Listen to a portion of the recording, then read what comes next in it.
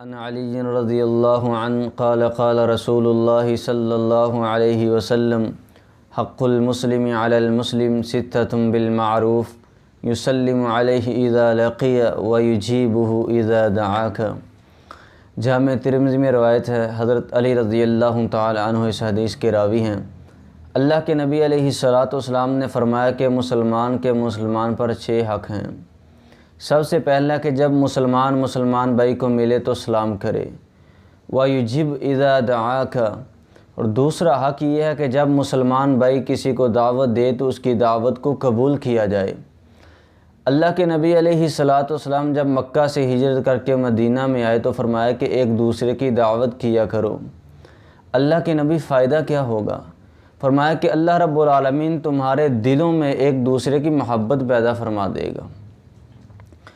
صحیح مسلم میں روایت ہے، حضرت ابو ہریرہ رضی اللہ تعالیٰ عنہ اس حدیث کے راوی ہیں۔ اللہ کے نبی علیہ الصلوۃ والسلام نے فرمایا کہ جب کوئی مسلمان کسی کو دعوت دے تو اس کی دعوت کو قبول کرو، اگر وہ روزے کی حالت میں ہو تو اس کے لیے دعا کرے۔ اسی طرح صحیح البخاری میں روایت ہے، حضرت ابن عمر رضی اللہ تعالیٰ عنہ اس حدیث کے راوی ہیں۔ اللہ کے نبی علیہ الصلوۃ والسلام نے فرمایا کہ جب کوئی کسی کو ولیمے کی دعوت دے تو اس کی دعوت کو قبول کیا جائے۔ اور اگلے حدیث کے الفاظ یہ ہیں، فَإِن شَاءَ طَعِمَ وَإِن شَاءَ تَرَكَ، کہ جب اگر وہ ولیمے کی دعوت سے کھانا چاہے تو کھائے، اگر نہیں کھانا چاہتا تو نہ کھائے، لیکن ولیمے کی دعوت میں شرکت ضرور کرے۔ اسی طرح اللہ کے نبی علیہ الصلوۃ والسلام نے ایسی دعوت میں جانے سے منع کیا کہ جہاں پہ گانا بجانا ہو، بے پردگی ہو۔ صحابہ کرام بیان کرتے ہیں، اللہ کے نبی علیہ الصلوۃ والسلام نے فرمایا کہ ایسی دعوت پہ مت جاؤ جہاں پہ شراب پیش کی جائے۔